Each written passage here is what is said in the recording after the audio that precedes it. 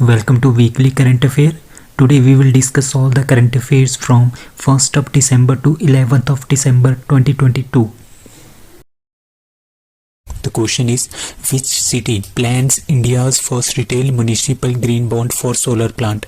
जो solar plants हैं उनके लिए ग्रीन बॉन्ड जो है किस सिटी की म्यूनिसिपल कॉरपोरेशन ने उसके लिए बॉन्ड जारी किए हैं? That is A Indore. So Indore India की सबसे क्लीनेस्ट सिटी है, लगातार छठवीं बार ये क्लीनेस्ट सिटी में नंबर 1 है.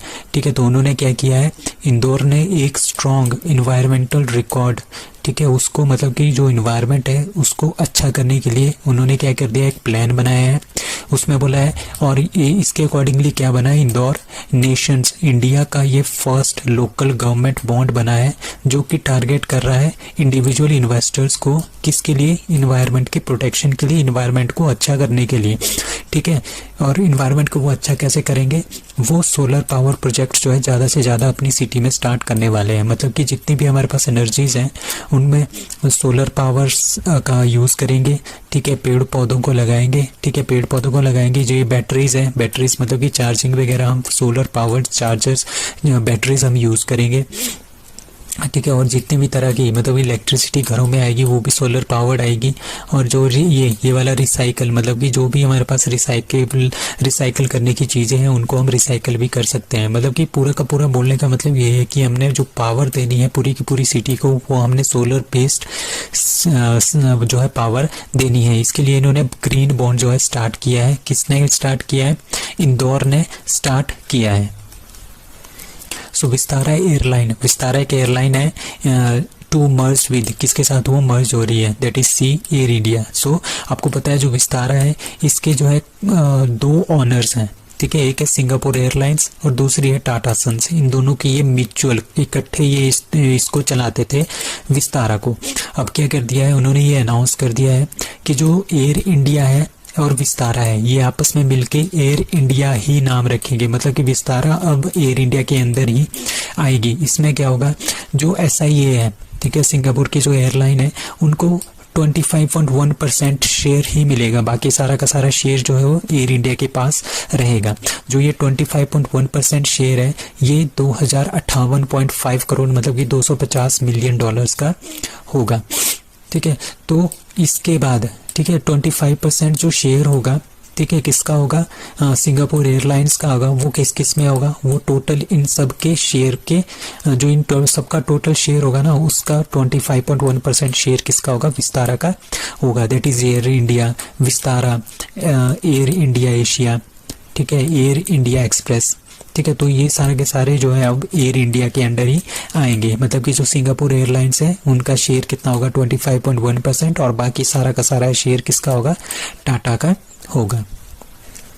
सो रिहाब एक प्रोजेक्ट है, is launched bye that is CKVIC, khadi Vikas industrial corporation. इन्होंने क्या किया है, इन्होंने एक रिहाब प्रोजेक्ट जो है स्टार्ट किया है. रिहाब प्रोजेक्ट का मतलब क्या है, इनका मतलब है रिड्यूसिंग ह्यूमन अटैक्स.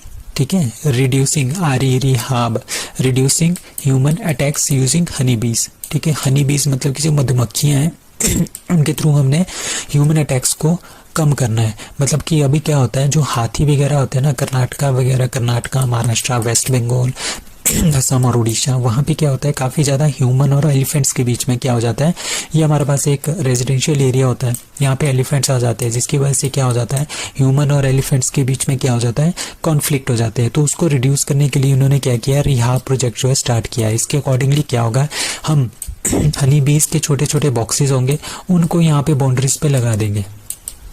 अब हनी बीज से क्या होगा, ऐसा माना जाता है कि जो हनी बीज से है, जो हाथी है ना, वो हनी बीज से डरते हैं.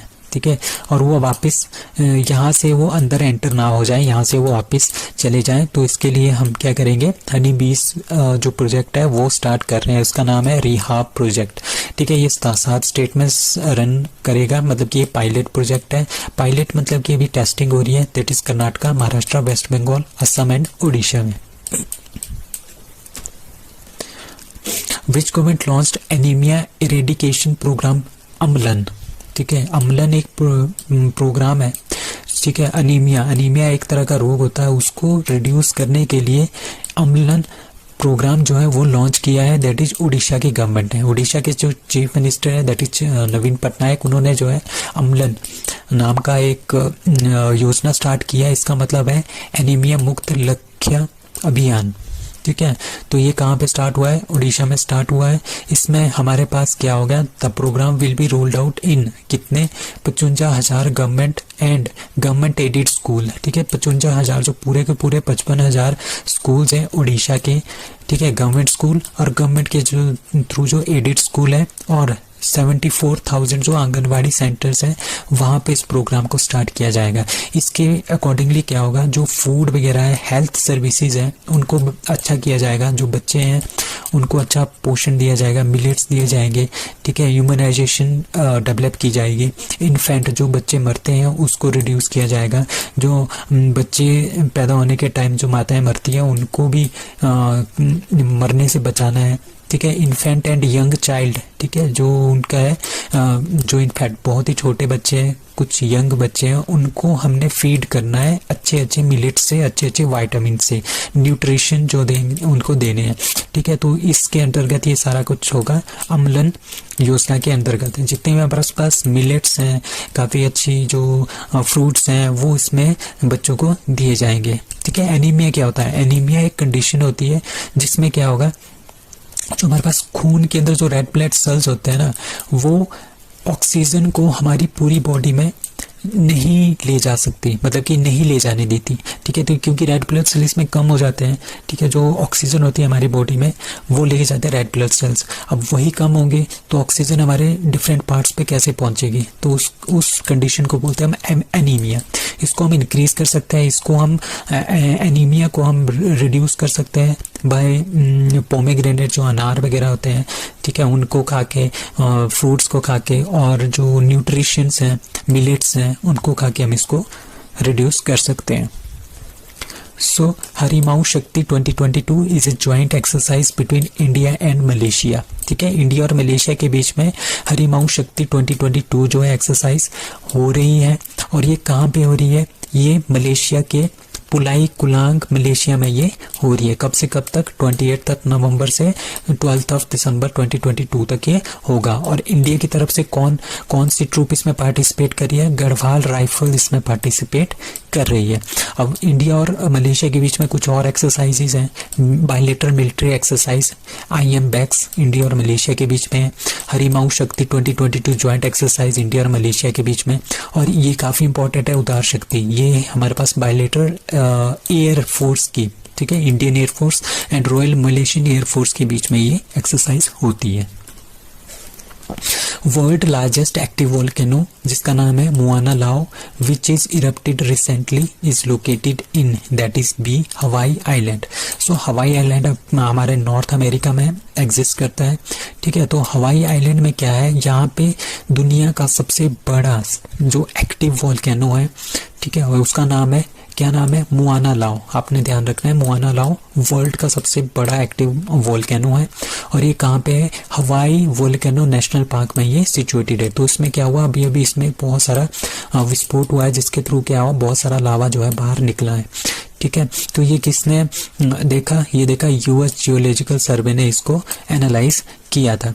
ठीक है, तो ये जो वोल्केनो है ये 40 साल में पहली बार, ठीक है, 40 साल तक ये, मतलब कि 40 साल पहले ये इरप्ट हुआ था और अभी 2022 में ये इरप्ट हुआ है। ठीक है, आज तक ये टोटल 33 टाइम्स तक इरप्ट हुआ है। ठीक है, सबसे पहली बार 1843 में इरप्ट हुआ था। ठीक है, it is the most active volcano. ठीक है, सबसे बड़ा भी एक्टिव वोल्केनो है, जो कि पूरे के पूरे कवर्स आधे जो हवाई आइलैंड है उसके आधे पार्ट को ढक देता है। It is the one of the 6th volcanoes in the state of हवाई। So India's first private launch pad and mission control center has been established within the ISRO campus at the Satish Dhawan Space Center in Sriharikota. It is set it up by that is the Agnikul Cosmos. तो अभी भी क्या हुआ है, India की पहली private launch pad है ठीक है। Private launch pad, launch pad का मतलब ऐसा होता है जहां से हम रॉकेट भेजते हैं ना, तो उसका एक लॉन्च पैड होता है, ठीक है। जो ये लॉन्च पैड है ये इसरो बनाता था पहले, बट अब क्या हुआ, अब एक प्राइवेट फर्म है, उनका नाम है अग्निकुल कॉस्मोस, ठीक है। ये हमारे पास इंडिया का स्टार्टअप है। इन्होंने क्या किया, इन्होंने इस तरह का एक लॉन्च पैड बनाया है जहां से इसरो क्या करेगा, अपने रॉकेट्स लॉन्च करेगा। और इसको कहाँ पे प्लेस किया गया है, इसरो का जो कैंपस है सतीश धवन स्पेस सेंटर इन श्रीहरिकोटा, वहां पे इसको प्लेस किया गया है। और किसने बनाया है, अग्निकुल कॉस्मोस ने इसको बनाया है। तो इंडिया में आजकल क्या है, 40 से ज्यादा जो है स्पेस के स्टार्टअप्स जो है काम कर रहे हैं, उसमें से एक है अग्निकुल कॉस्मोस। सेटस्योर भी इंडिया का ही है, ध्रुवा स्पेस एंड पिक्सल, ये सारे के सारे जो स्टार्टअप्स हैं ये इंडिया के प्राइवेट स्टार्टअप्स हैं स्पेस के लिए, ठीक है। अग्निकुल के को फाउंडर हैं सीईओ, को फाउंडर और सीईओ अग्निकुल के दैट इज श्रीनाथ रविचंद्रन। और कुछ दिन पहले हमने पढ़ा था कि स्काईरूट एरोस्पेस पहली कंपनी बन गई, पहला स्टार्टअप बन गया है जिसने क्या कर दिया है, इंडिया का पहला प्राइवेटली डेवलप्ड जो है रॉकेट तैयार किया है। Who won para sports person of the year, that is B Avani Lekhara, B, ठीक है। तो अवनी लखेरा जी हैं, उन्होंने क्या जीता है, para sports person of the year जो है इनको मिला है। और इसको देता कौन है, इसको देता है फिकी, फिकी मतलब कि federation of Indian chambers of commerce and industries plus turf 2020, इन दोनों ने इसको दिया है, ठीक है। सबसे पहले लाइफ टाइम जो अचीवमेंट अवार्ड मिला है वो मिला है फॉर्मर जो रणजी प्लेयर है क्रिकेट के दैट इज सरकार तलवार, उनको दिया गया है। अब अवनी लखेरा है जिन्होंने 2 मेडल जीते थे टोक्यो 2020 के पैरालंपिक में, उनको क्या बना है, उनको मिला है, उनको बनाया गया है para sports person of the year, ठीक है। श्रेय कादैन, उनको क्या बनाया है, special sports person of the year, उनको अवार्ड मिला है। आरबी रमेश, उनको बेस्ट मेल कोच, और नौनीता लाल कुरैशी, उनको बेस्ट फीमेल कोच का अवार्ड मिला है। तो who won the para sports person of the year award, that is Avani Lekhara. FICCI के प्रेसिडेंट सजीव मेहता, फिकी जब फाउंड हुआ था 1927 में, और फिकी का headquarter that is new Delhi. अब कुछ इंपॉर्टेंट डेज हैं दिसंबर के, वो आपने ध्यान रखने हैं, ठीक है। जो 1 दिसंबर आज that is world AIDS day, 2 दिसंबर वर्ल्ड कंप्यूटर लिटरेसी डे, और दूसरा इसमें होता है international day of abolition of slavery, ठीक है। 3rd होता है international day of people with disabilities, ठीक है, वर्ल्ड कंजर्वेशन डे, ठीक है। 4 दिसंबर इंडियन नेवी डे, 5 दिसंबर international volunteer day for economic and social development, और 7 दिसंबर को 2 चीजें होती है, armed force day, arm forces flag day, और इंटरनेशनल सिविल एविएशन डे। और 9 दिसंबर को international day against corruption, very important. 10 December human rights day, this is very very important. और 11 दिसंबर इंटरनेशनल माउंटेन डे, 14 दिसंबर इंटरनेशनल एनर्जी डे, 18 दिसंबर international migrant day, और 19 दिसंबर को Goa liberation day, this is very very important again. And 20 December international human solidarity day, ठीक है। 23rd of December किसान दिवस। अब जो ये 2 डे है ना, 25th of December, 26th of December, ये काफी इंपॉर्टेंट है। 25 दिसंबर को good governance day, birth anniversary of Atal Bihari Vajpayee, और 26 ऑफ दिसंबर को वीर बाल दिवस जो है मनाया जाता है। अब 29th of December international biodiversity day जो है मनाया जाता है। The question is which union ministry launched the नई चेतना कैंपेन, ठीक है। नई चेतना एक कैंपेन है जो किस मिनिस्ट्री ने लॉन्च की है, that is ministry of rural development. So ministry of rural development ने नई चेतना जो कैंपेन है वो स्टार्ट किया है। It is a very very important question, ठीक है।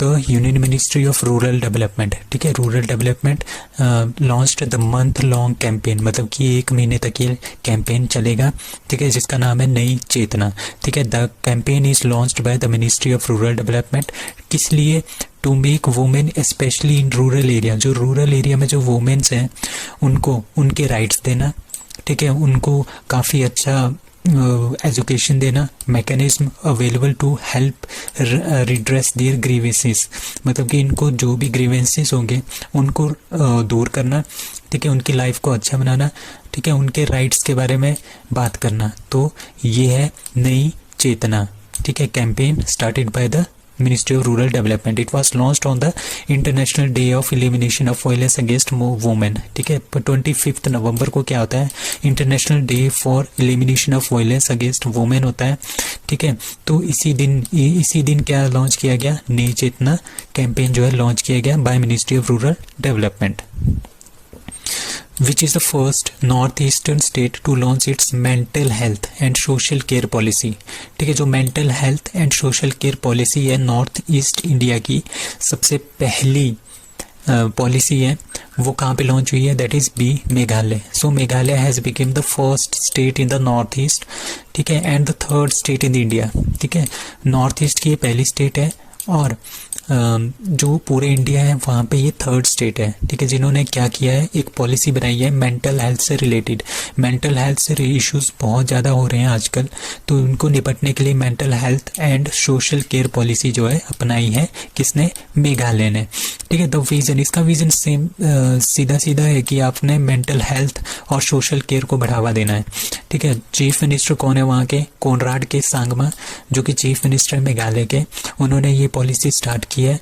ठीक है, mental health specially for children, जो छोटे छोटे बच्चे होते हैं, छोटे बच्चे या बड़े बच्चे जो भी होते हैं, यूथ होते हैं, एडोलसेंट्स होते हैं, उनमें क्या हो रहा है आजकल मेंटल हेल्थ में बहुत ज़्यादा प्रॉब्लम आ रही है। ठीक है, वो काफ़ी ज़्यादा सोचते रहते हैं। ठीक है, काफ़ी ज़्यादा उनको प्रॉब्लम्स आती है, परेशानी आती है। ठीक है, मेंटल हेल्थ से रिलेटेड, तो उनको दूर करने के लिए ये जो है policy mental health and social care policy start की है किसने, मेघालय ने। अब ग्रेट बैरियर रीफ है of which country to be listed as a world heritage site, that is A. अभी ये वर्ल्ड हेरिटेज साइट में आई नहीं है, मतलब कि ये लिस्ट होगी। ठीक है, दैट इज ए, ऑस्ट्रेलिया। तो आपने ध्यान रखना है, जो ग्रेट बैरियर रीफ है, सबसे बड़े जो रीफ हैं वो कहाँ पे है, वो है ऑस्ट्रेलिया में।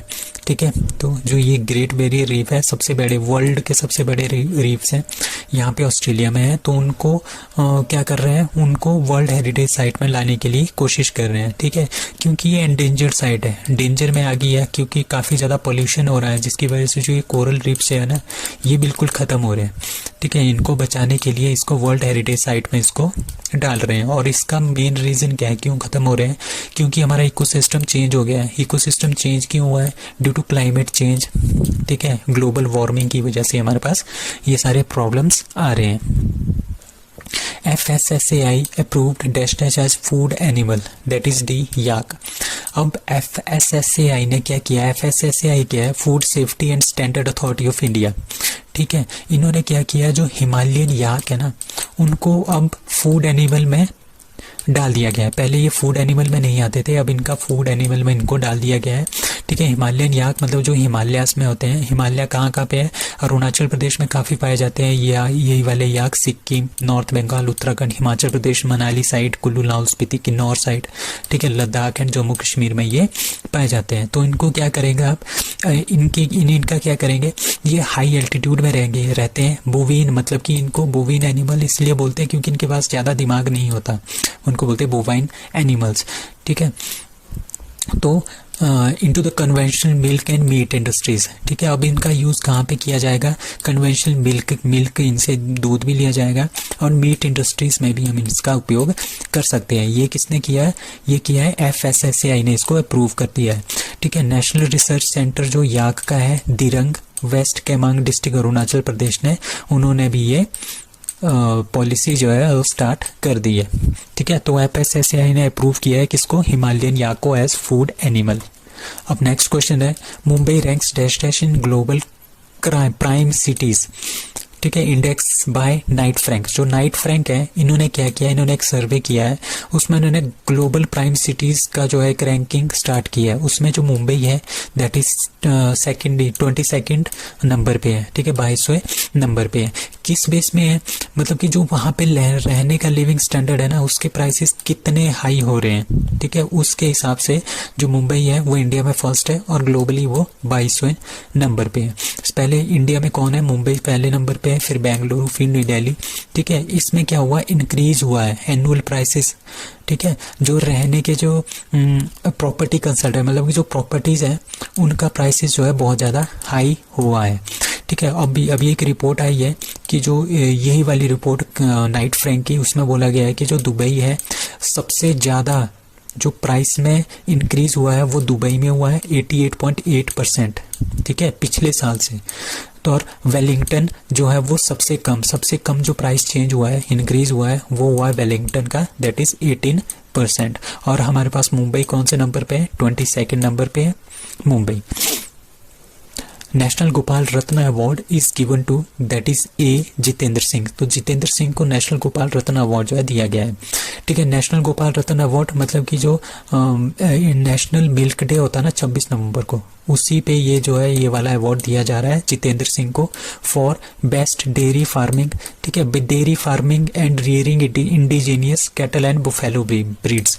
इन्होंने पाले हैं, इन्होंने रियरिंग की है कैटल और बुफेलो की, जो कि इंडिया की अपनी एक प्रजाति है।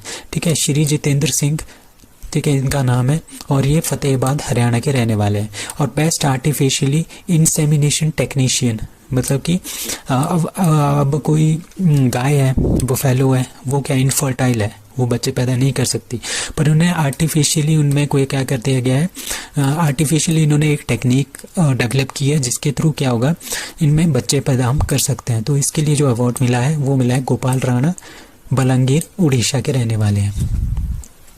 So scientists discover new species of black corals near that is a the Great Barrier Reef। So जो Great Barrier Reef है कहाँ पे, अभी हमने पढ़ा था ऑस्ट्रेलिया में, वहाँ पे डिस्कवर किया ऑस्ट्रेलिया ने एक न्यू स्पीसीज ब्लैक कोरल्स की। अब कोरल्स आपके दिमाग में आ रहा होगा, कोरल्स क्या होता है? ये जो होता है ये कोरल्स होता है। कोरल्स मतलब कि एक कोरल रीफ होता है अंडर वाटर, जो हमारे पास समुद्र होता है ना, समुद्र के नीचे का जो इकोसिस्टम होता है ये वाला, इसको बोलते हैं कोरल्स। ठीक है, ये किसकी तरह से बनते हैं? एक तरह की कॉलोनी बनती है, बहुत सारे हमारे पास कोरल रीफ्स हैं समुद्र के अंदर। ठीक है, एक कॉलोनीज बनती है। ठीक है, इसमें क्या होगा, कोरल पॉलिप्स होते हैं, ठीक है, जो कि एक दूसरे के साथ चिपके होते हैं, किसकी वजह से? कैल्शियम कार्बोनेट की वजह से। और इस coral polyps plus calcium carbonate ये मिलके क्या बनाता है? एक स्टोन की तरह एक स्ट्रक्चर बनाता है। ठीक है, उसको बोलते हैं हम, क्या बोलते हैं? Coral reefs. तो यही जो ब्लैक कोरल रीफ्स है ये कहाँ पे उनको मिले हैं? ऑस्ट्रेलिया में मिले हैं, ग्रेट बैरियर रीफ के पास मिले हैं। कहाँ पे मिले हैं? तो इन्होंने 5 न्यू स्पीसीज जो है ब्लैक कोरल रीफ्स की फाइंड की है। कहाँ पे? 2500 फीट नीचे। ठीक है, 760 मीटर नीचे समुद्र के। कहाँ पे? Great Barrier Reef and Coral Sea off coast of Australia में ये फाउंड हुआ है। ठीक है, जो ब्लैक कोरल है वो बोथ शैलो वाटर में भी ये मिलता है और डाउन जो ऊपर वाला जो वाटर होता है वहाँ पे भी मिलता है, एंड डाउन डेप्थ, बहुत ही ज़्यादा डेप्थ जो होती है 26,000 फीट तक हम इसको फाउंड कर सकते हैं। और ये जो कोरल रीफ्स है वो 4000 साल तक जीवित रह सकते हैं। World's first hydrogen run aircraft engine is tested by that is EasyJet and Rolls Royce.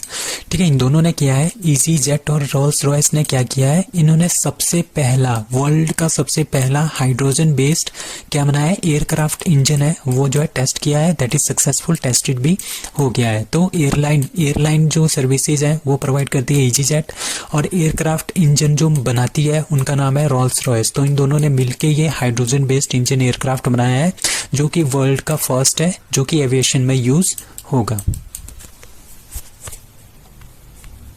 The question is, who has been elected as new president of AAAI, that is Advertising Agency Association of India। इसके new president किसको elect किया गया है? That is Prashant Kumar. So Prashant Kumar को क्या बना दिया गया है?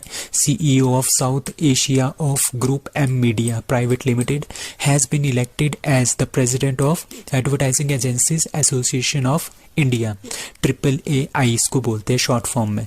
ठीक है, द एसोसिएशन किसके लिए होती है? ये वाली एसोसिएशन ये होती है कि प्रमोशन के लिए, जो प्रोफेशनलिज्म होती है उसके प्रमोशन के लिए, मतलब कि किस तरह से अपने एडवर्टाइजमेंट करनी है उसको कंट्रोल करता है, उसका प्रोफेशनलिज्म करता है थ्रू ए फाउंडिंग प्रिंसिपल्स। कुछ एक प्रिंसिपल्स होते हैं, उसके बेस पे ये इसका प्रोफेशनलिज्म जो है करते हैं एडवर्टाइजमेंट की। जो हमारे पास एडवर्टाइजमेंट आती हैं, जितनी भी आती हैं, तो उनको सारा का सारा कंट्रोल कौन करता है? AAAI। तो उसके जो हेड है दैट इज प्रशांत कुमार को न्यू प्रेसिडेंट घोषित कर दिया गया है। So 23rd Hornbill Festival 2022 begins in that is Nagaland. सो नागालैंड का एक फेमस त्यौहार है, उसका नाम है हॉर्नबिल। हॉर्नबिल क्या होती है? एक पंछी होती है, इंडियन बर्ड है ये। ठीक है। उसका क्या होता है, जो ये नागा ट्राइब्स होती है ना, इसकी लाइफ में इनका बहुत ही ज़्यादा महत्व होता है। ठीक है, ये मानते हैं कि ये बहुत ही ज़्यादा पवित्र होती है, बहुत ही ज़्यादा अच्छी होती है, तो ये हॉर्नबिल फेस्टिवल जो है मनाते हैं। इसमें क्या होते हैं, पूरे वर्ल्ड के लोग जो है आपस में आते हैं, फिर इकट्ठे होते हैं। ठीक है, 23rd hornbill festival begins it Naga heritage village. ठीक है, नागा हेरिटेज विलेज कहाँ पे, किसामा, किसामा नामक विलेज है नागालैंड में, वहाँ पे ये होता है। 23rd टाइम हुआ इस बार। ठीक है, तो ये 1 दिसंबर से 10 दिसंबर तक होता है। तो ये 11 दिन का टोटल होता है, 10 और 11 दिन के आसपास ये टोटल जो फेस्टिवल है वो होता है। वाइस प्रेसिडेंट हमारे जगदीप धनखड़ जी, उन्होंने इसका इनॉग्रेशन किया। ठीक है, तो 20 साल से ज़्यादा हो गए जब से हम हॉर्नबिल फेस्टिवल को नागालैंड में मनाते हैं। ठीक है, और welcome visitors from around the world, पूरे वर्ल्ड से इसमें जो है लोग आते हैं। Exercise Sudarshan Prahar conducted by that is B battlefield corps. तो बैटलफील्ड कॉर्प्स जो है उन्होंने क्या किया है, उन्होंने एक एक्सरसाइज किया है, उसका नाम है सुदर्शन प्रहार। सुदर्शन प्रहार उन्होंने ये वाली एक्सरसाइज जो है की थी। कहाँ पे की है, in the desert of Rajasthan, Rajasthan के डेजर्ट में इन्होंने ये एक्सरसाइज की है। इसमें मेन फोकस क्या था, मेन फोकस था इनका कि जो combat power through integration of forces, multipliers and practising new battle technique. ठीक है, मेन ये है, जो नई नई टेक्निक्स होती है ना, लड़ाई करने की नई नई टेक्निक्स होती है, उसको सीखना। ठीक है, और जितने भी हाई प्रोफेशनलिज्म है और हाई टाइप की टेक्नोलॉजी है, हम किस तरह से उसको फील्ड में यूज़ कर सकते हैं, तो इसके बारे में भी इन्होंने इसमें प्रैक्टिस की। तो बैटलफील्ड कॉर्प्स जो है उन्होंने एक्सरसाइज सुदर्शन प्रहार, ये नाम याद रखना है, सुदर्शन प्रहार जो कंडक्ट की, कहाँ पे, राजस्थान में। सो 12th एडिशन ऑफ अग्नि वॉरियर एक्सरसाइज, तो दूसरी एक्सरसाइज आएगी अग्नि वॉरियर एक्सरसाइज, जो कि इंडिया और किसके बीच में हुई है, इंडिया और शायद वो सिंगापुर, इंडिया और सिंगापुर के बीच में हुई है। कहाँ पे हुई है, ये हुई है field firing ranges Devlali Maharashtra में हुई है। ठीक है, इसका आंसर है C, that is Singapore. So exercise also included participation of both side joint computer. ठीक है, इसमें क्या हुआ, अब क्या होगा, अब साइबर अटैक भी होता है। साइबर अटैक भी एक तरह का अटैक माना जाता है एक कंट्री का दूसरी कंट्रीज के ऊपर। तो इसमें क्या हुआ, इसमें जो नीचे टेक्नोलॉजी, एक कंप्यूटर टेक्नोलॉजी होती है, एंड आर्टिलरी ऑब्जर्वेशन सिमुलेशन। एक सिमुलेशन क्या होता है, एक आर्टिफिशियली जो है, जैसे कंप्यूटर है तो इसमें हम आर्टिफिशियली डिज़ाइन करेंगे कि किस तरह से लड़ाई हो रही है। ठीक है, और किस तरह से साइबर क्राइम भी हो रहा है। तो इसमें तो उसको रोकने के लिए दोनों साइड से अग्नि वॉरियर एक्सरसाइज जो है इंडिया और सिंगापुर के बीच में हुई है। So who won Vijay Hazare trophy 2022, that is B, Saurashtra. तो सौराष्ट्र ने विजय हजारे ट्रॉफी 2022 जीती है।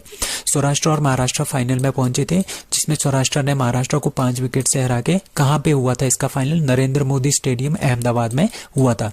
विजय हजारे ट्रॉफी जो 2021 की है वो जीती है हिमाचल प्रदेश ने पहली बार, और 2022 में इस बार का टाइटल किसने जीता है, that is Saurashtra. Player of the match in the final, that is Sheldon Jackson, 133 run in 135 balls, and player of the tournament Ruturaj Gaikwad. ठीक है, और अब कुछ और क्वेश्चंस है, लाइक रणजी ट्रॉफी 2022 मध्य प्रदेश जीता था, और सैयद मुश्ताक अली ट्रॉफी 2022 मुंबई जीता है, और T20 वर्ल्ड कप का जो फाइनल है जो कि ऑस्ट्रेलिया में हुआ था, वो किसने जीता है, इंग्लैंड ने। So who has been named as chairperson of national statistical commission. ठीक है, नेशनल स्टैटिस्टिकल जो कमीशन है उसका चेयरमैन किसको बनाया है, दैट इज राजीव लक्ष्मण कारंदीकर को। ठीक है, राजीव लक्ष्मण कारंदीकर जो कि प्रोफेसर थे, कहाँ पे, emeritus at Chennai mathematical institute. ठीक है, चेन्नई मैथमेटिकल इंस्टीट्यूट CMI में ये क्या थे, प्रोफेसर थे। ठीक है, तो इनको क्या बना दिया, इनको क्या बनाया, चेयरपर्सन बनाया है, नेशनल स्टैटिस्टिकल कमीशन का इनको चेयरमैन बना दिया गया है। और नेशनल स्टैटिस्टिकल कमीशन फॉर्म कब हुआ था, 1 जून 2005 को, और इसका हेडक्वार्टर है न्यू दिल्ली में। So Rajiv Laxman Karandikar, chairperson of national statistical commission. So India ranked dash dash in global aviation safety ranking 2022।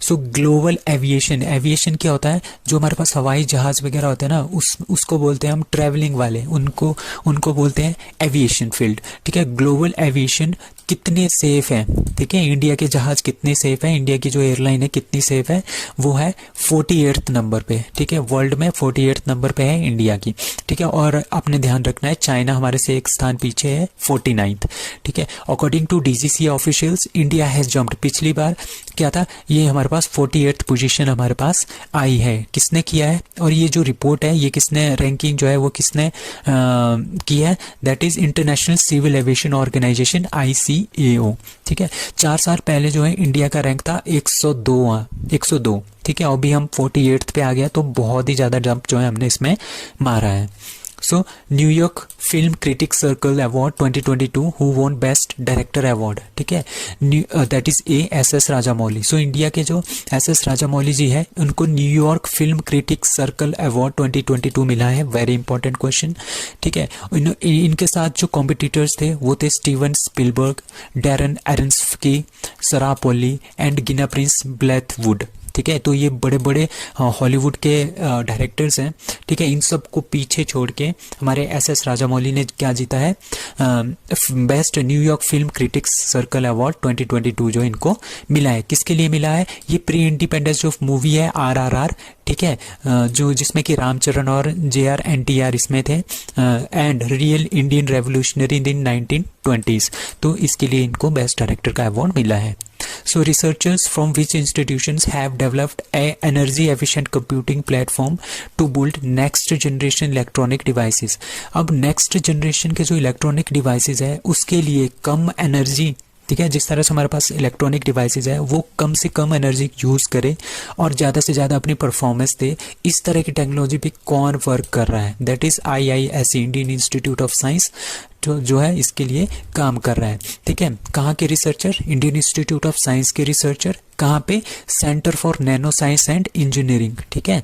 यहाँ पे क्या हो रहा है, यहाँ पे जितने भी हमारे इलेक्ट्रॉनिक डिवाइसेस है, मोबाइल है, लैपटॉप्स हैं, गैजेट्स जितने भी आते हैं, टीवी आते हैं, स्मार्ट टीवीज आते हैं, उनको हमने और कम पावर एफिशिएंट बनाना है ताकि ये बहुत ही कम जो है एनर्जी ऑब्जर्व करे, ठीक है, यूटिलाइज करे, यूज़ करे, और इसी तरह से हम क्या बनाएंगे, इस तरह के क्या बनेगा, नेक्स्ट जनरेशन इलेक्ट्रॉनिक डिवाइसेस जो बनेंगे। आजकल क्या होता है, आजकल जितने भी डिवाइसेस बनते हैं ना वो CMOS से बनते हैं। CMOS होता है कॉम्प्लीमेंट्री मेटल ऑक्साइड सेमीकंडक्टर्स, ठीक है। अब हम इसको यूज़ नहीं करेंगे, अब हम क्या करेंगे, मेमोरिस्टर्स का यूज़ करेंगे। मेमोरिस्टर्स का मतलब क्या होता है, इसमें ही हम डाटा को स्टोर भी कर सकते हैं और इसके अंदर हम कंप्यूटेशनल जो मैथमेटिकल कंप्यूटेशन है उस डाटा की वो कर सकते हैं। बट जो CMOS वगैरह होते थे, आजकल जो डिवाइसेस चल रहे हैं उसमें क्या होता है, हमारे पास मेमोरी अलग से होती है, ठीक है, और क्या होता है हमारे पास यहाँ पे जो ऑपरेशनल होता है, अर्थमेटिकल लॉजिक यूनिट होती है जहाँ पे मैथमेटिकल ऑपरेशन होते हैं वो अलग अलग होते हैं चिप्स वगैरह में, ठीक है। इसमें क्या होगा, एक छोटा सा ही डिवाइस होगा, उसी के अंदर मेमोरी भी होगी और कंप्यूटेशन भी उसी के अंदर होगा। तो ये कौन डेवलप कर रहा है, Indian institute of science. So which state has passed bill to raise reservations in the state 76%, ठीक है। एक स्टेट है दैट इज, उसका नाम है छत्तीसगढ़। तो छत्तीसगढ़ ने क्या किया है, हमारी जो रिजर्वेशन है पूरी स्टेट में वो 76% कर दी है, जो कि बहुत ज़्यादा है, ठीक है। कहाँ कहाँ पे होगी ये रिजर्वेशन, होगी जो बच्चों को रिजर्वेशन, लोगों को रिजर्वेशन मिलेगी गवर्नमेंट जॉब्स में, एडमिशन में, जो स्कूल और एजुकेशनल इंस्टीट्यूशन में, तो उसमें 76% जो है वो रिजर्वेशन कंप्लीट कर दी गई है। इसके अकॉर्डिंगली क्या होगा, जो शेड्यूल्ड ट्राइब्स हैं ST का कोटा इन्होंने बढ़ा के 32% कर दिया है, जो कि बहुत ज़्यादा है, ठीक है। अदर बैकवर्ड क्लासेस OBC है 27%, शेड्यूल्ड कास्ट का 13% और इकोनॉमिकली वीकर सेक्शन का कितना है, 4% कोटा है। Which high court has banned use of mobile phones inside the temple, ठीक है। एक हाई कोर्ट है उसका नाम है मद्रास हाई कोर्ट। तो मद्रास हाई कोर्ट ने क्या किया है, जितने भी मोबाइल फ़ोन है, अगर टेम्पल है उसके अंदर जो है मोबाइल फ़ोन एंटर नहीं होंगे, ये किया है तमिलनाडु सरकार ने, तमिलनाडु के high court that is Madras high court ने ये किया है, ठीक है। पूरे के पूरे तमिलनाडु में यही चलेगा, जितने भी मंदिर हैं आपको फ़ोन अलॉट नहीं होंगे अंदर, ठीक है। जो मोबाइल फ़ोन्स हैं वहाँ पे हमने क्या बनाना पड़ेगा, मंदिर के पास ही हमने एक सिक्योरिटी एक ब्लॉक बनाना पड़ेगा जहाँ पे क्या होगा, फ़ोन्स वगैरह डिपॉजिट होंगे और सेफ्टी से रखे जा सकते हैं, और उसके बाद अंदर जो टेम्पल होगा वहाँ पे आप इजीली जा सकते हो।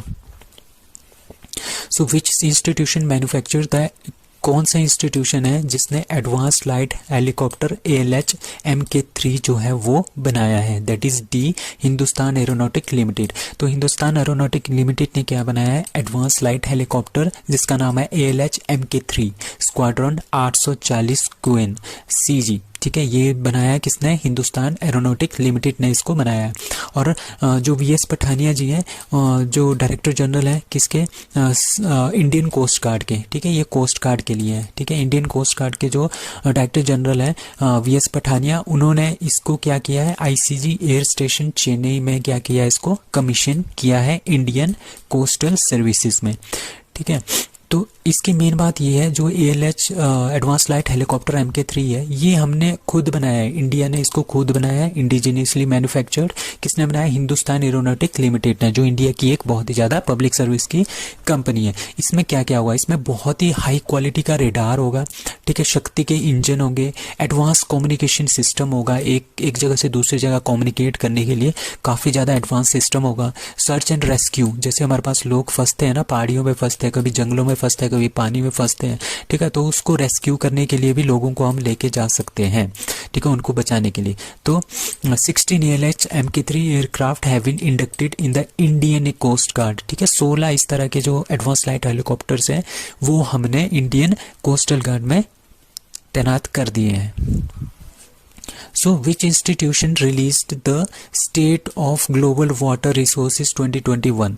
ठीक है, ग्लोबल पूरे वर्ल्ड में जितना भी पानी है, ग्राउंड वाटर का पानी है या फिर पीने का पानी है, ठीक है, उसने क्या किया है? ग्लोबल वाटर रिसोर्सेज किस इंस्टीट्यूशन ने जो है ये लॉन्च किया है? दैट इज ए WMO, मतलब वर्ल्ड मेट्रोलॉजिकल ऑर्गेनाइजेशन जो है, उन्होंने क्या किया है? एक रिपोर्ट निकाली है किसके ऊपर? State of global water resources, मतलब कि पूरे के पूरे वर्ल्ड में कितना पानी है, ठीक है, किस तरह से है, कितना पीने वाला है, कितना दूसरा पानी है। तो ये सारी की सारी रिपोर्ट जो है WMO ने निकाली है, that is World meteorological Organization.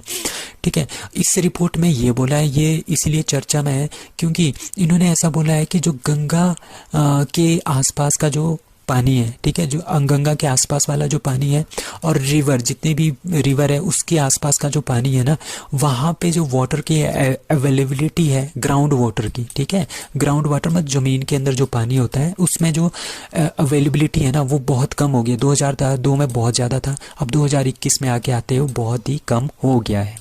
ठीक है, तो ये किसने बोला है? WMO ने, that is world meteorological organisation ने। So India signed economic development corporation fund loan, ठीक है, agreement for the intelligent transport system with which country? That is A South Korea. तो इंडिया और साउथ कोरिया ने क्या किया है? आपस में एक क्या किया उन्होंने? एक पैक्ट साइन किया, एक एग्रीमेंट साइन किया है, किसके रिलेटेड? इकोनॉमिक डेवलपमेंट, मतलब कि कंट्री में, इंडिया में इकोनॉमिक डेवलपमेंट को बढ़ावा देने के लिए, ठीक है, एक फंड लोन जो है वो पास किया है। कितने रुपए का होगा? कितने वॉन का होगा? वॉन जो है कोरियन करेंसी है, ठीक है, 245 कोरियन वॉन जो है वो इंडिया को सैंक्शन किए हैं। ठीक है, इस एग्रीमेंट के अंदर क्या होगा? इंटेलिजेंट ट्रांसपोर्ट सिस्टम, जो ट्रांसपोर्टेशन होती है ना चीज़ों को एक जगह से दूसरी जगह तक ले जाने के लिए, ठीक है, उसके लिए हम इंटेलिजेंट ट्रांसपोर्ट सिस्टम बनाएंगे नागपुर से मुंबई तक, और super communication expressway project Delhi में। ये दो आपने याद रखना है, इंटेलिजेंट ट्रांसपोर्ट सिस्टम नागपुर से मुंबई और super communication expressway project Delhi में। तो ये दोनों बनाएंगे किसकी हेल्प से? इंडिया जो है साउथ कोरिया की हेल्प से ये बनाएगा। साउथ कोरिया ने 2016 में इंडिया के साथ एक पैक्ट साइन किया था जिसके अकॉर्डिंगली इंडिया की जो ऑफिशियल डेवलपमेंट असिस्टेंट पार्टनर है वो कौन बना था? वो बना था south Korea. Wassenaar arrangement, which has been seen in news, is associated with which field? That is B, conventional weapon. So ये conventional weapon से related है, that is Wassenaar arrangement. इसमें क्या है?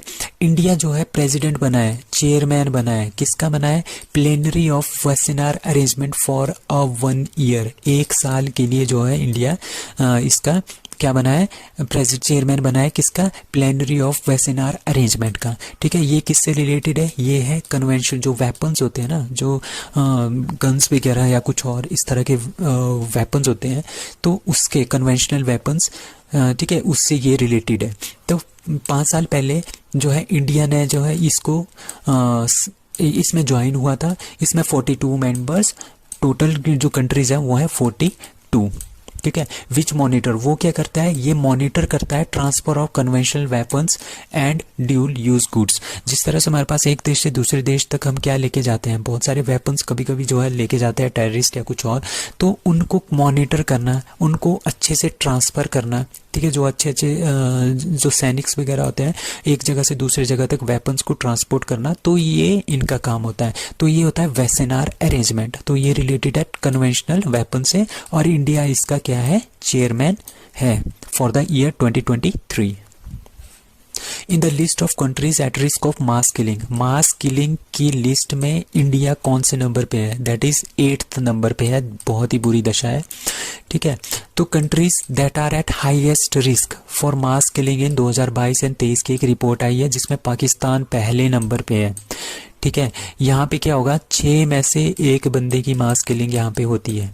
ठीक है, 2020 और 2022 एंड 2023 में ये डाटा है। दूसरे नंबर पे यमन है, तीसरे पे म्यांमार, 5th पे इथोपिया, 6th पे नाइजीरिया, 7th पे अफगानिस्तान और 8th पे इंडिया। देखो, इन सब कंट्रीज़ के बीच में इंडिया का भी नाम है। और ख़ास बात ये है, इंडिया से नीचे कौन कौन सी कंट्री है। ठीक है, सूडान 9वें नंबर पे है, जबकि इंडिया 8वें नंबर पे है। सोमालिया, सीरिया, इराक, जिम्बाब्वे, इनसे भी पीछे है इंडिया।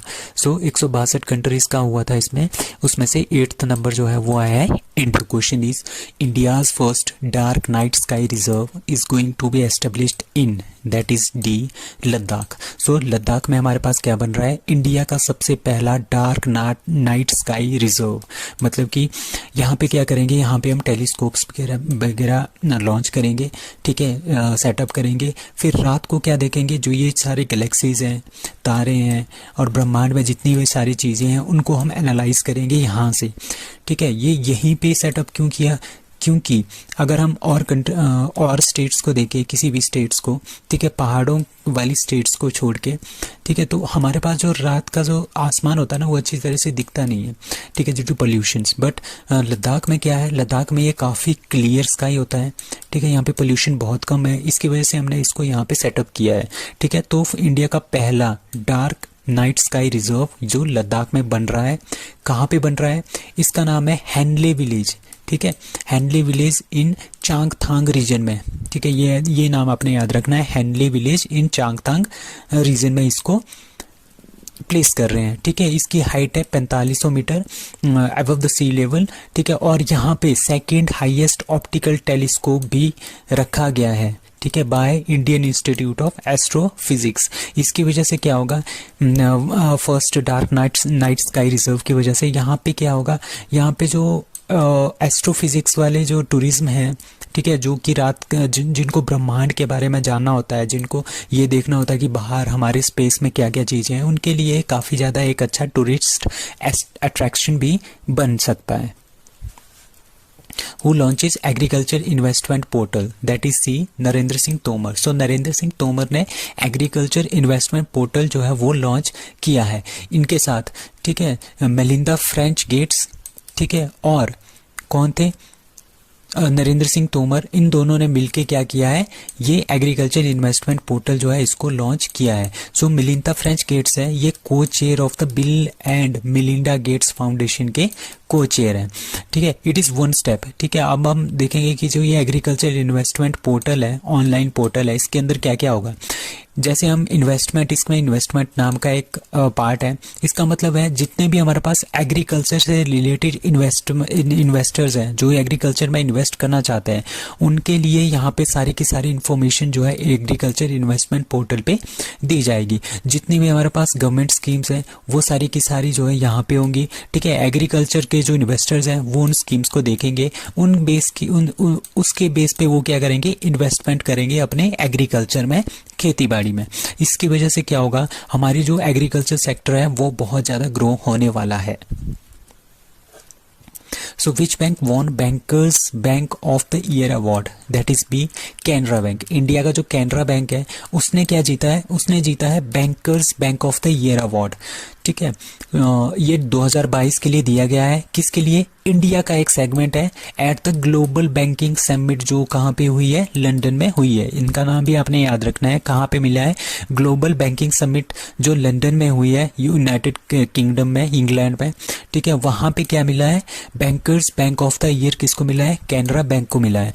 ये एक तरह का ऑस्कर, जिस तरह से मूवीज में ऑस्कर का अवार्ड होता है पूरे वर्ल्ड के लिए, उसी तरह जो bankers bank of the year award है वो भी एक ऑस्कर की अवार्ड की तरह होता है, बट बैंकिंग सेक्टर में ये होता है। ये किस बेस पे दिया जाता है? ये दिया जाता है डिलीवरी रिटर्न्स पे।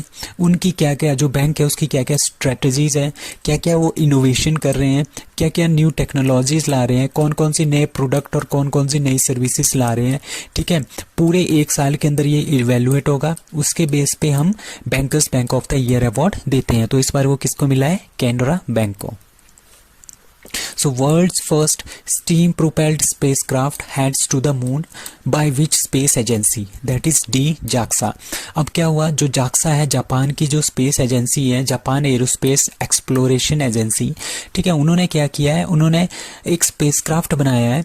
ठीक है, उसमें क्या होगा? उसमें आप पानी रखोगे, उसको हीट अप करोगे, उससे जो स्टीम निकलेगी उससे जो है वो स्पेसक्राफ्ट जो है ऊपर की तरफ जाएगा।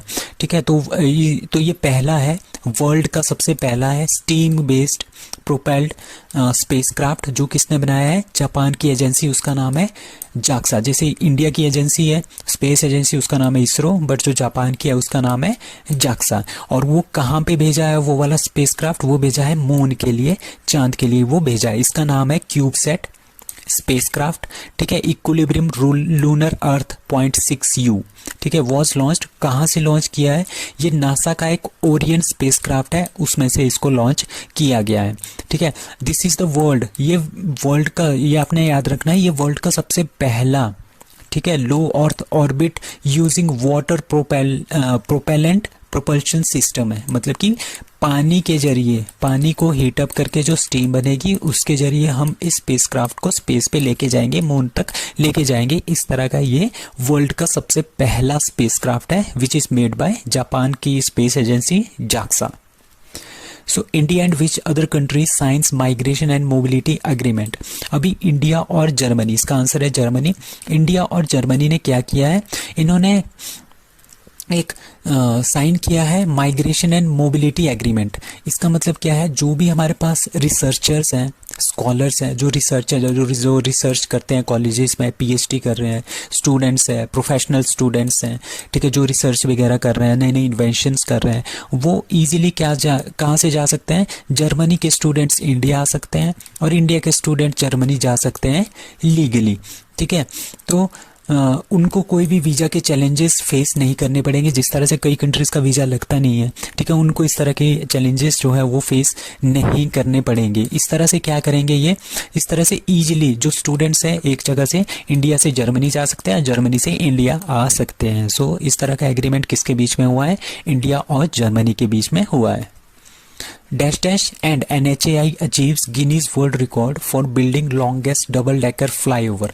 अब Nagpur metro and NHAI national highway authority of India, इन दोनों ने मिलके क्या किया है? इन्होंने एक डबल डेकर, सबसे लंबा डबल डेकर जो है फ्लाईओवर बनाया है। ठीक है, ये हमारे पास देखो हाईवे है और इसी के ऊपर हमारे पास क्या है? मेट्रो जा रही है। ठीक है, हाईवे जो है NHAI का है और ये जो है ये है नागपुर मेट्रो। ठीक है, तो ये इस तरह का सबसे लंबा जो है इन्होंने लॉन्गेस्ट डबल डेकर फ्लाईओवर बनाया है। ठीक है, इसकी जो लंबाई है वो है 3140 मीटर, मतलब 3.140 किलोमीटर के आसपास, और ये वर्धा रोड पे बना है, नागपुर महाराष्ट्र में इसको बनाया है, और ये वर्ल्ड का सबसे लंबा है इस तरह का कोई भी डबल डेकर फ्लाईओवर। ठीक है, इस प्रोजेक्ट से बनने से क्या होगा? इससे बनेगा सेविंग ऑन लैंड। ठीक है, अब अगर ये वाला फ्लाईओवर कहीं पे और जगह पे बनाना होता, ठीक है, तो और जगह लगनी थी और लैंड एक्विजिशन चाहिए थी। ठीक है, तो इन्होंने क्या बना दिया? हाईवे के ऊपर ही इसको बना दिया है। ठीक है, इस तरह से इसकी ज़मीन की भी सेविंग होगी और कंस्ट्रक्शन कॉस्ट भी कम आएगी और ट्रैवल टाइम भी जो है वो क्या होगा? एयरपोर्ट तक कम होगा। So international conference on J.C. Bose, a satyagrahi scientist, organized in that is B New Delhi. So New Delhi में ये इंटरनेशनल कॉन्फ्रेंस जो है वो ऑर्गेनाइज की गई, उसका नाम है J.C. Bose, ए सत्याग्रही साइंटिस्ट। ठीक है, और अब क्या है, 164th बर्थ एनिवर्सरी था, किसका था, आचार्य जगदीश चंद्र बोस। ये एक बहुत ही बड़े साइंटिस्ट थे। ठीक है, तो इनके नाम के बेस पे क्या किया है, J.C. बोस ए सत्याग्रही साइंटिस्ट जो है वो इंटरनेशनल कॉन्फ्रेंस जो है ऑर्गेनाइज की गई न्यू दिल्ली में। और वो किसने ऑर्गेनाइज की, गवर्नमेंट ऑफ इंडिया ने ऑर्गेनाइज की। इस वजह से ये क्वेश्चन काफ़ी इंपॉर्टेंट बन जाता है। अब आचार्य जगदीश बोस चंद्र बोस कौन थे, ये बायोलॉजिस्ट भी थे, फिजिसिस्ट भी थे, बॉटनिस्ट भी थे, और ये पहले एक राइटर भी हुआ करते थे, साइंस फिक्शंस की ये नॉवेल्स लिखा करते थे। ठीक है, उन्होंने डिस्कवर किया है वायरलेस कम्युनिकेशन, जो हम आजकल मोबाइल फ़ोन से वायरलेस कम्युनिकेशन करते हैं इंटरनेट के थ्रू। ठीक है, वो डिस्कवर किया था J.C. बोस जी ने, एंड वाज नेम्ड, और इनको क्या बोलते हैं, फादर ऑफ रेडियो साइंस भी इनको बोलते हैं। ठीक है, और किसने इसको बनाया, radio father of radio science, that is institute of electrical and electronics engineering को फादर ऑफ रेडियो साइंसेस भी बोलते हैं। Who becomes 6th highest run scorer for India in ODIs, that is C Rohit Sharma. तो रोहित शर्मा जो है वो 6th highest run scorer for India जो है वो बन गए हैं वनडे इंटरनेशनल में। पहला नंबर है सचिन तेंदुलकर, दूसरा नंबर है विराट कोहली। ठीक है, इस तरह से हमारे पास जो 6th नंबर था वो था मोहम्मद अजरुद्दीन का, बट उनको रिप्लेस करके अब रोहित शर्मा जो है, तो मोहम्मद अजरुद्दीन को इन्होंने पीछे छोड़ दिया है, किसने, रोहित शर्मा ने, और ये 6th हाईएस्ट रन गेटर जो है वो बन गया है इंडिया के लिए वनडे इंटरनेशनल में। और इस तरह का जो है इन्होंने, जो रोहित शर्मा है, उन्होंने 234 मैच खेले अभी तक, 9403 रन बन गए हैं इनके 227 इनिंग में, एट एन एवरेज ऑफ 48.46 की एवरेज के साथ। और इनकी 29 सेंचुरीज हैं, 45 50s हैं पूरे ओडीआई कैरियर में। और इनका सबसे बेस्ट जो स्कोर है वो 264 है, जो कि आज तक किसी का भी नहीं है। सबसे ज़्यादा जो वनडे का स्कोर है इंडिविजुअल एक ही पारी में वो 264 है, वो बनाया है किसने, रोहित शर्मा ने। Naval exercise Sangam between India and which country begins in Goa, that is B USA. तो इंडिया और यूएसए के बीच में नेवल एक्सरसाइज है जिसका नाम है संगम। ठीक है, ये आपने याद रखना है, संगम जो नेवल एक्सरसाइज है वो इंडिया और यूएसए के बीच में है। और इस साल वो कहाँ पे हो रही है, इसका 7th एडिशन जो हो रहा है वो हो रहा है गोवा में। ठीक है, तो किस किस के बीच में हो रहा है, navy Marcos and US navy seal. ठीक है, इंडियन नेवी के जो मार्कोस हैं और यूएस नेवी के जो सील्स कमांडेंट है। ठीक है, वो जो है कहाँ पे हो रहा है, वो गोवा में हो रहा है। ठीक है, जो सबसे पहले एक्सरसाइज है संगम, दैट वाज कंडक्टेड इन 1994 से स्टार्ट हुआ था। ठीक है, क्यों, ताकि हम मिलिट्री और डिप्लोमेटिक जो रिलेशंस हैं टू नेशन के बीच में उसको अच्छा कर सके। ठीक है, एक दूसरे के साथ क्या हो जाए, ट्रस्ट हो सके। ठीक है, पहले क्या होता था, यूएसए और इंडिया के बीच में इतना ट्रस्ट नहीं होता था, क्यों, क्योंकि यूएसए जो है वो सपोर्ट करता था पाकिस्तान को, और इंडिया जो है मतलब कि इंडिया के अगेंस्ट था, मैक्सिमम हम बोल सकते थे इंडिया के अगेंस्ट था। तो उस टाइम क्या था कि हमने यूएसए और इंडिया ने आपस में ट्रस्ट और फ्रेंडशिप करनी थी। इसकी वजह से उन्होंने क्या स्टार्ट किया था, एक्सरसाइज संगम जो है 1994 में स्टार्ट किया था। ये किस लिए किया गया था, ये इसलिए किया गया था क्योंकि exchange the ideas and experience between the two navies maritime special operations. जो मैरीटाइम के ऑपरेशंस होते हैं, समुद्री जो ऑपरेशंस होते हैं, जैसे लड़ाइयाँ वगैरह होती है, तो उसमें क्या होता है, अपने एक्सपीरियंस, अपने थॉट्स एक दूसरे के साथ शेयर करना इसका मेन आइडिया था। तो naval exercise Sangam is between India and USA, that is being held in Goa. Which country launched its latest nuclear stealth bomber named B-21? ये नाम आपने याद रखना है। ये जो B-21 है ये स्टील्थ बॉम्बर है जो कि न्यूक्लियर वेपन को भी अपने साथ लेके जा सकता है। ये बनाया है यूएसए ने। ठीक है, यूएसए ने इसको बनाया है, इसका नाम है B-21। और कंट्री का पहला नया बॉम्बर है ये 30 सालों के अंदर, और इनका जो कॉस्ट है वो है $700 मिलियन, ये आपने याद रखना है। तो B-21 किसका है, ये है nuclear stealth bomber of USA. India's first real-time gold ATM is set up by that is D gold सिक्का। अब एक गोल्ड सिक्का कंपनी है और दूसरी हैदराबाद की एक स्टार्टअप है, उसका नाम है ओपन क्यूब टेक्नोलॉजीज।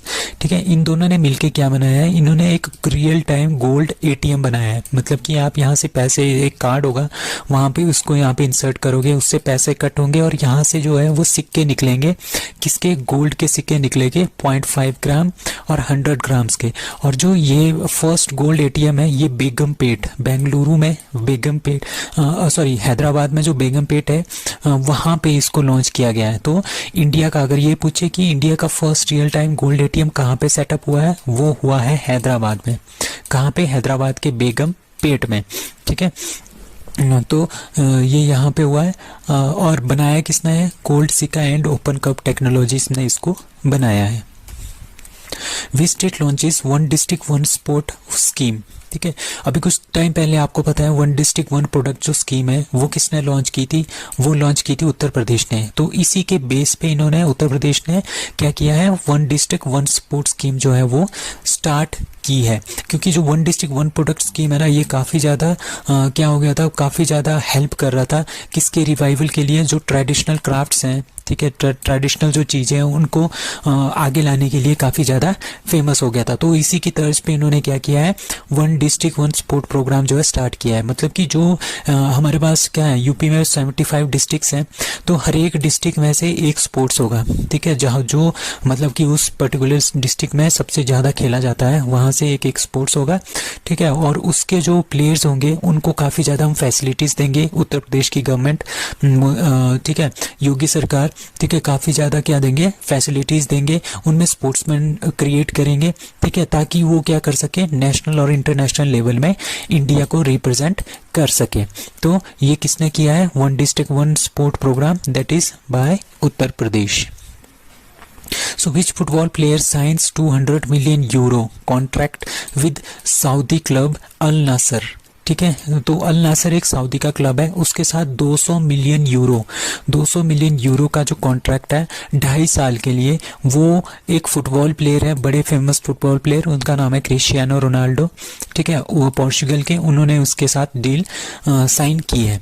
ठीक है, तो famous footballer Cristiano Ronaldo has sensationally joined कौन सा? Saudi Arabian club Al Nassr club इन्होंने ज्वाइन कर लिया है। कितने साल के लिए? 2.5 साल के लिए।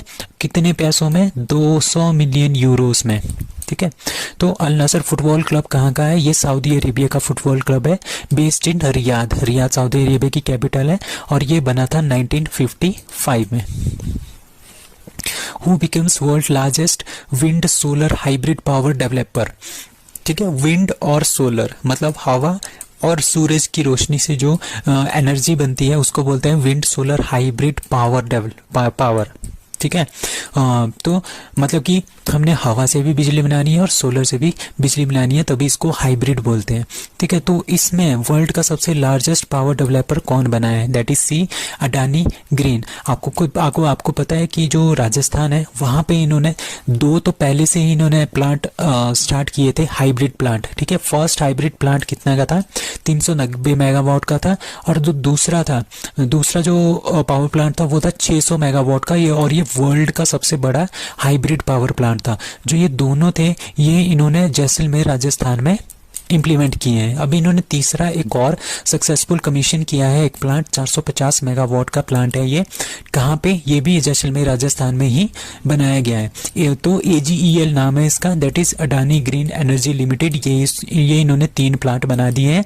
ठीक है, अब जो ये एनर्जी है, इन 3 प्लांटों में से जो एनर्जी है वो कितनी एनर्जी ये निकाल रहे हैं? दैट इज 7.17 गीगावाट की एनर्जी जो है वो ले रहे हैं। तो ये सबसे बड़ा बन गया, वर्ल्ड का सबसे largest wind solar power hybrid developer कौन बन गए हैं? That is Adani green. Parakram Diwas celebrated on the occasion of 51st anniversary of that is A Longewala battle. अभी क्या हुआ था? 3 दिसंबर 1971 को क्या हुआ था? हमने इंडिया और पाकिस्तान के बीच में वॉर स्टार्ट हो गई थी for the liberation of Bangladesh. ठीक है, अभी 4 और 5 के दिसंबर 1971 को क्या हुआ, पाकिस्तान की जो फोर्सेस थी उसमें 4000 सोल्जर्स थे, T-59 टैंक थे, शेरमन टैंक्स थे एंड मीडियम आर्टिलरी बैटरीज थी। ठीक है, तो ये पाकिस्तान से क्या कहाँ आ गए थे, ये इंडिया वाले इंडिया में आ गए थे। ठीक है, जैसे ही इंडिया में ये घुस गए थे तो वहाँ पे क्या हुआ, वहाँ पे ओनली हमारे पास इंडिया के 120 सोल्जर थे। ठीक है, 120 सोल्जर थे, 4 हॉकर एयरक्राफ्ट थे।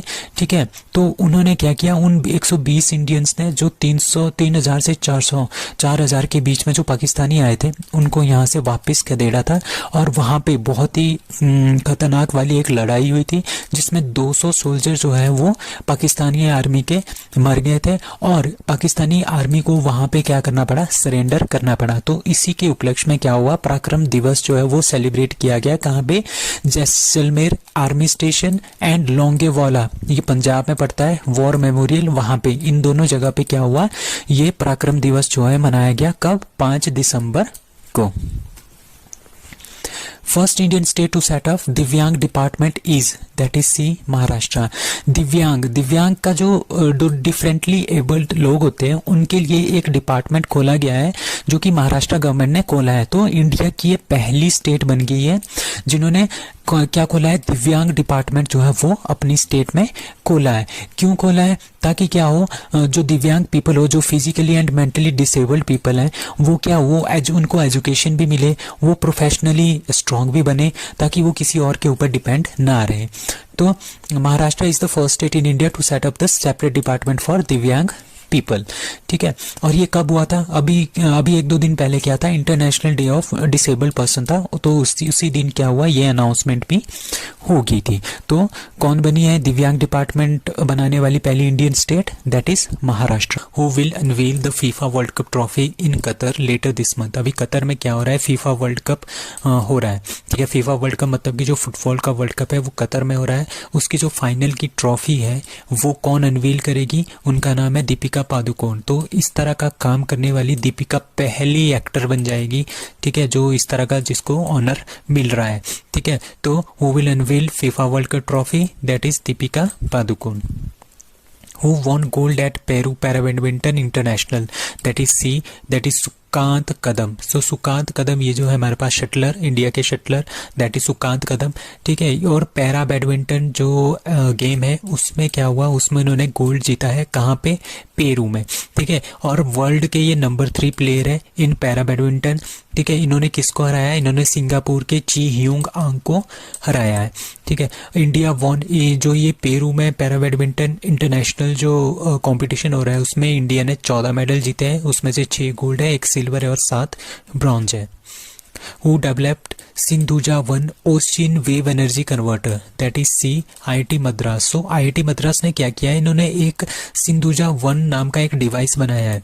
ठीक है, उसकी वजह से क्या होगा, जो समुद्र होगा ना, समुद्र में जो ऊपर को लहरें उठती है उस लहरों को ये कन्वर्ट करेगा किसमें, जो ये डिवाइस है, ये जो लहरें उठेंगी ये इस डिवाइस में जाएगी। इस डिवाइस में क्या होगा, इस डिवाइस से क्या निकलेगी, फिर इलेक्ट्रिक सिग्नल निकलेगा, मतलब कि इन्होंने इलेक्ट्रिसिटी जनरेट कर दी है। ठीक है, उसका नाम है सिंधुजा 1। तो ये IIT मद्रास ने किया है। इसको बोल रहे हैं ओशियन वेव एनर्जी कन्वर्टर्स। जो ओशियन मतलब कि जो समुद्र में वेव एनर्जी निकलती है उस एनर्जी को उन्होंने कन्वर्ट करना है किसमें, इलेक्ट्रिक करंट में इनको कन्वर्ट करना है। ठीक है, और इसका सक्सेसफुल ट्रायल भी हो गया है। ठीक है, इसमें 3 पार्ट है, एक फ्लोटिंग बॉय है, एक स्पर है और एक इलेक्ट्रिकल मॉड्यूल है। ठीक है, जो बॉय है ना, फ्लोटिंग बॉय, वो जो पानी में जो वेव्स ऊपर उठती है अप एंड डाउन, तो वो उसमें जाएगा। फिर स्पर में जो वेव्स है उसकी वजह से एक धक्का जैसा लगेगा उस स्पर में, उसकी वजह से क्या होगा, वो इलेक्ट्रिक जो मॉड्यूल होगा वो इलेक्ट्रिक सिग्नल जो है जनरेट करेगा। तो इस तरह का डिवाइस किसने बनाया है, दैट इज IIT मद्रास।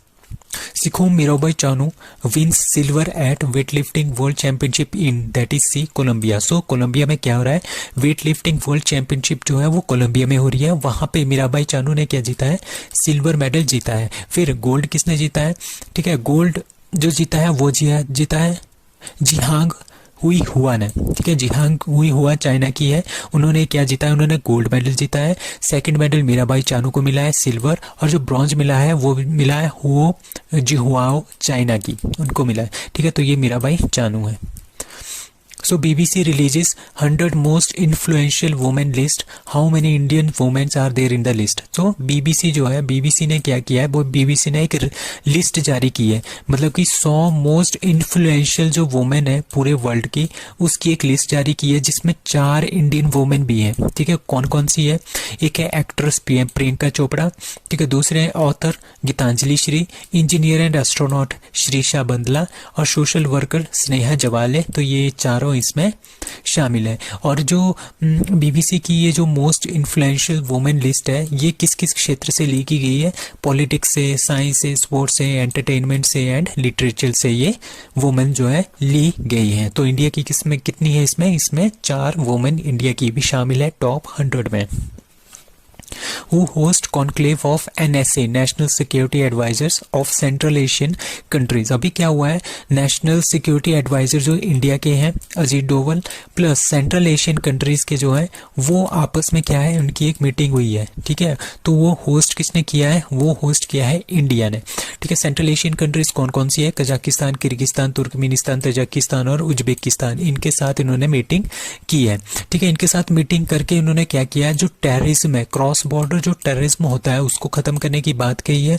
और दूसरा इन्होंने अफगानिस्तान में जो सिक्योरिटी सिचुएशन है उसके बारे में भी इन्होंने बात की है कि किस तरह से वहां पे स्टेबिलिटी लाई जाए।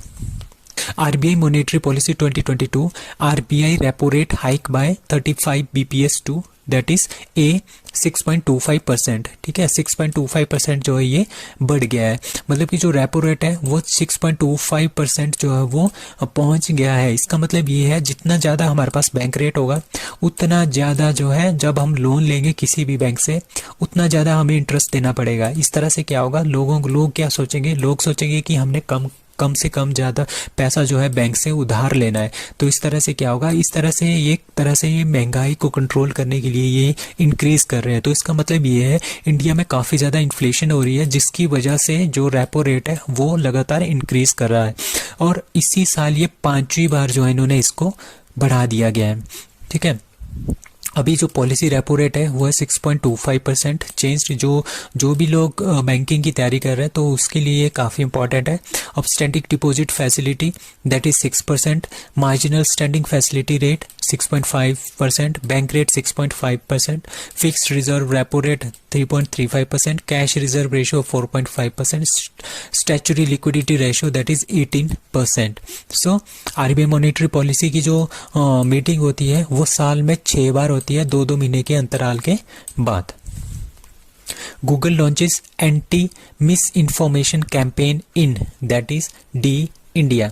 सो इंडिया में काफ़ी ज़्यादा क्या हो रहा है, काफ़ी ज़्यादा मिस इन्फॉर्मेशन जो है वो आ रही है, मतलब कि जो फेक न्यूज़ है वो बहुत ज़्यादा आ रही है, जिसकी वजह से गूगल ने वहाँ पे एंटी मिस इन्फॉर्मेशन कैंपेन जो है वो लॉन्च किया है। कहाँ पे? इंडिया ने, ठीक है।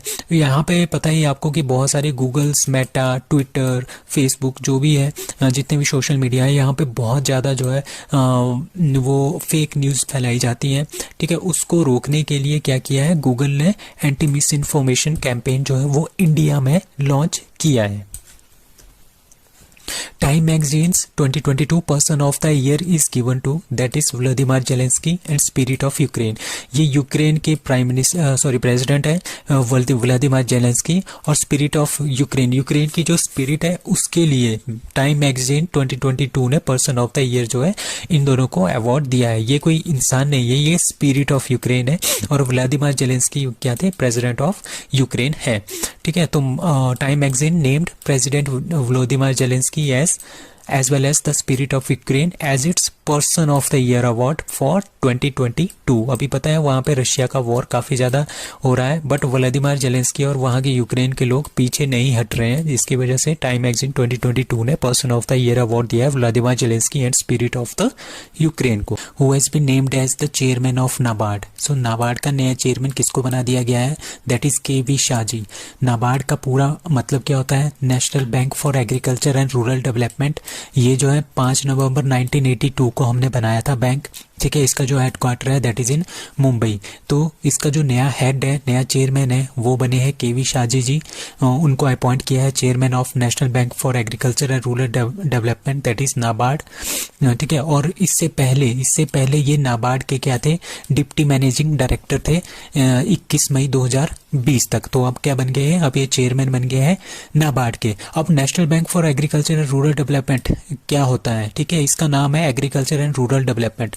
मतलब कि जो खेती बाड़ी है और रूरल के जो एरिया है, पिछड़े गांव वाले इलाके हैं, वहाँ की डेवलपमेंट के लिए हम ये बैंक जो है हमने बनाया है। और ये मिनिस्ट्री ऑफ फाइनेंस और गवर्नमेंट ऑफ इंडिया के अंदर आता है। इसका मेन काम क्या होता है, मैटर ऑफ कंसर्निंग पॉलिसी, कुछ इस तरह की पॉलिसी बनाना, प्लानिंग बनाना, इस तरह के ऑपरेशन करना, ताकि जो एग्रीकल्चर है और जो इकोनॉमिक बैकवर्डनेस है इन रूरल विलेजेस, उसको क्या करना है, दूर करना है।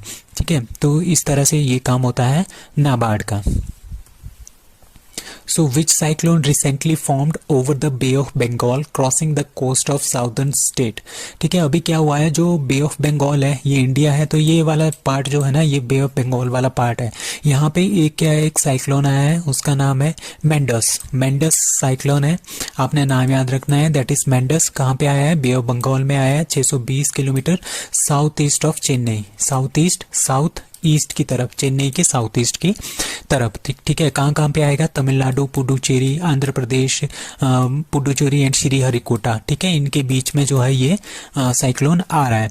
ठीक है, इसकी वजह से क्या होगा, इसकी वजह से बहुत ज़्यादा रेनफॉल हो जाएगी। कहाँ पे, तमिलनाडु, पुडुचेरी और आंध्र प्रदेश, जो ये 3 स्टेट्स है ना यहाँ पे, तो यहाँ पे बहुत ज़्यादा बारिश जो है एक्सपेक्ट की गई है। और रेड अलर्ट भी इनको दे दिया गया है, coastal area of Andhra Pradesh, Tamil Nadu and Puducherry. तो आपने नाम याद रखना है, कौन सा साइक्लोन आया बे ऑफ बंगाल में, that is Mendes.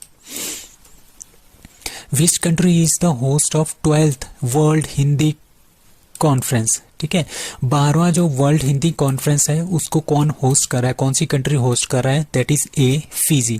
So Fiji में क्या हो रहा है, फिजी में 12th वर्ल्ड हिंदी कॉन्फ्रेंस जो है वो ऑर्गेनाइज हो रही है। कब होगी, फरवरी 2023 में होगी।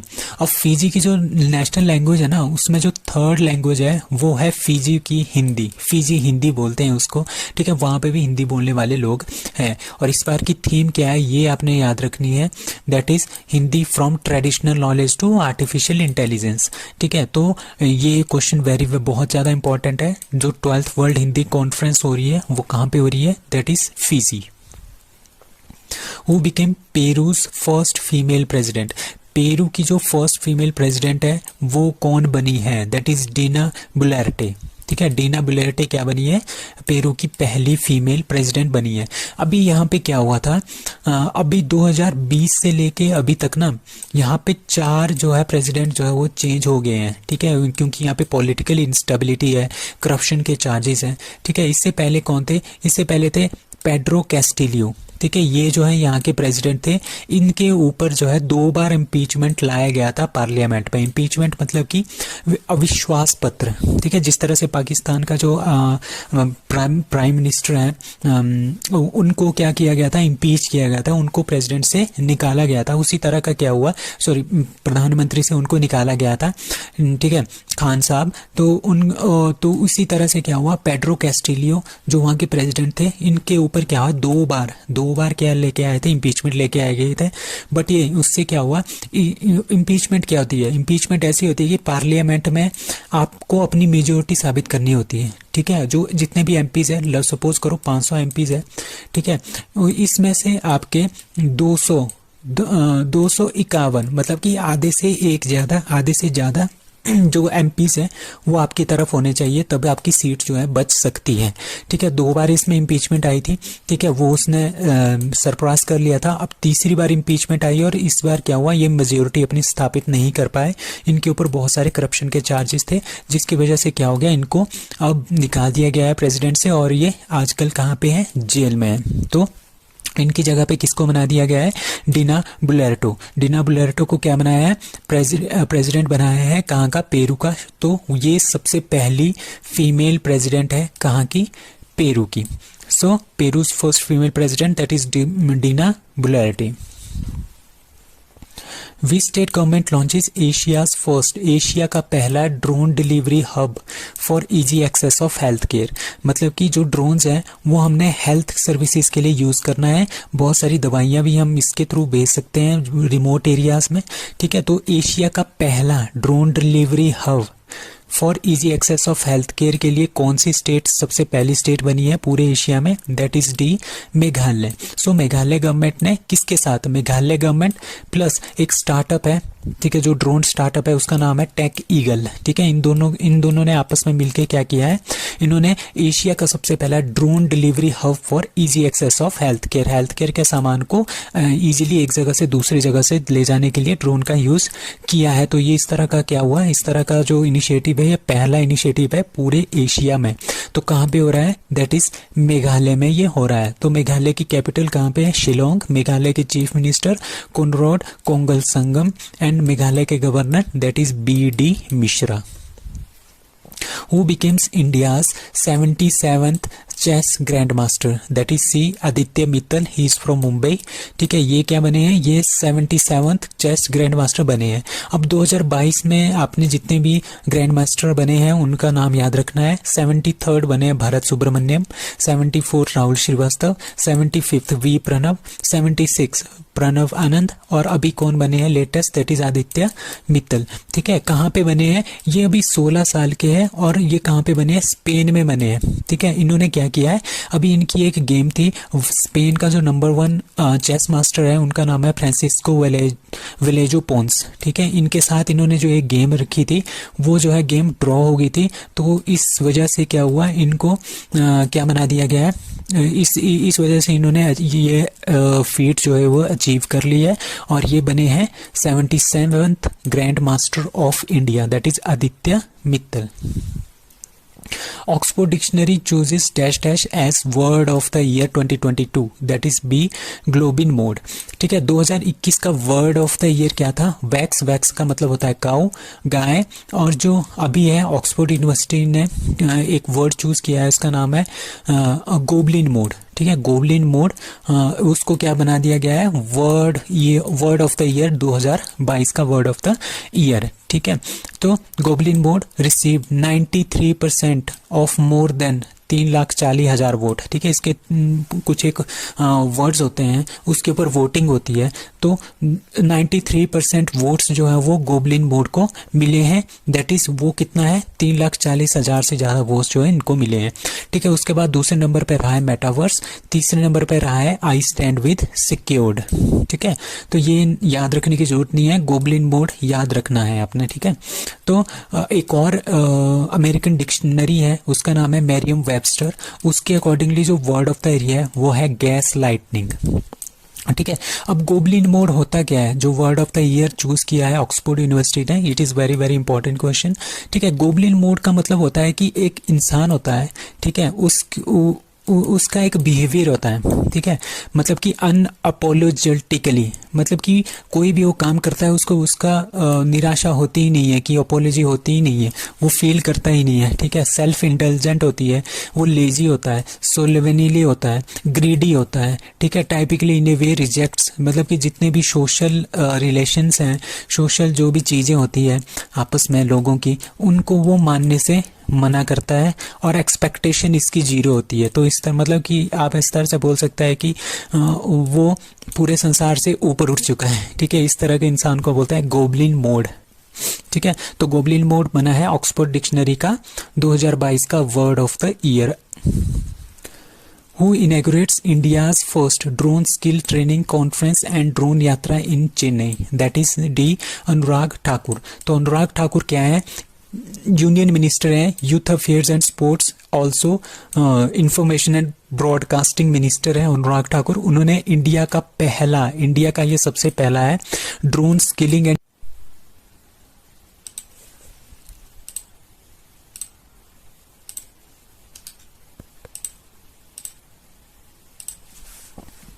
सो ई लर्निंग प्लेटफॉर्म बना है, कहाँ पे, चेन्नई में। इसका मतलब क्या होता है, जो ड्रोन्स है ना, उस जिस तरह से हमारे पास यहाँ पे लोग आएंगे, ठीक है, ड्रोन को चलाने के लिए, उनको सीखने के लिए, तो वहाँ पे ड्रोन्स होंगे, एक रूम जैसा होगा, ठीक है, वर्चुअली क्रिएट किया होगा, ई लर्निंग, इलेक्ट्रॉनिक लर्निंग, ठीक है। वो क्या करेंगे, अपने थ्रू यहाँ से ड्रोन को चलाना सीखेंगे, ड्रोन से किस तरह से चीज़ें एक जगह से दूसरी जगह पे रखेंगे, उसमें स्किल्स एंड ट्रेनिंग प्रोवाइड करेंगे virtually, that is e learning platform के थ्रू। तो ये कहाँ पे खुला है, चेन्नई में खुला है। उन्होंने 1000 प्लैंड ड्रोन सेंटर भी खोले हैं, कहाँ पे, गरुड़ा एयरोस्पेस में, ठीक है। गरुड़ा एयरोस्पेस एक मैन्युफैक्चरिंग यूनिट है ड्रोन की, कहाँ पे, चेन्नई में। तो आपने ये नाम याद रखना है। उसके साथ ये 2 चीज़ें होंगी, ठीक है। इंडिया का drone skilling and training virtual e learning platform कहाँ पे खुला है, चेन्नई में, number 1। Number 2, 1000 drone planned drone centre कहाँ पे खुला है, गरुड़ा एयरोस्पेस में, चेन्नई में, ठीक है, number 2। And number 3 is operation 777। Operation 777 मतलब कि 777 डिस्ट्रिक्ट जो है वो चूज की गई है, ठीक है। उन 777 डिस्ट्रिक्ट में क्या करना है, टू एजुकेट एंड डेमोन्स्ट्रेट, ठीक है। जो ड्रोन होगा, ड्रोन के बारे में उनको एजुकेट करना, उनके बारे में डेमोन्स्ट्रेट करना कि किस तरह से इनको चलाया जाएगा, किसके लिए, एग्रीकल्चर के लिए, ठीक है। कितने, 777 डिस्ट्रिक्ट में, पूरे के पूरे इंडिया में इनको लोगों को क्या किया जाएगा, एजुकेट किया जाएगा, डेमोन्स्ट्रेशन दी जाएगी किस तरह से एग्रीकल्चर में इनका यूज कर सकते हैं। So today health ministers conclave to commemorate universal health coverage day in, ठीक है। जो यूनिवर्सल हेल्थ कवरेज डे है वो 2 दिन का है, वो कहाँ पे हो रहा है, दैट इज वाराणसी में, उत्तर प्रदेश में आता है वाराणसी। उत्तर प्रदेश के गवर्नर है आनंदीबेन पटेल, आपने नाम याद रखना है, ठीक है। उन्होंने क्या किया है, 2 दिन का health ministers conclave organised by union health ministry of commemorated universal health day, ठीक है। इन्होंने यूनिवर्सल हेल्थ डे जो है वो स्टार्ट किया है, कहाँ पे, ये 2 दिन का होगा, कहाँ पे, that is in Varanasi, Uttar Pradesh. So that's all for today, thank you.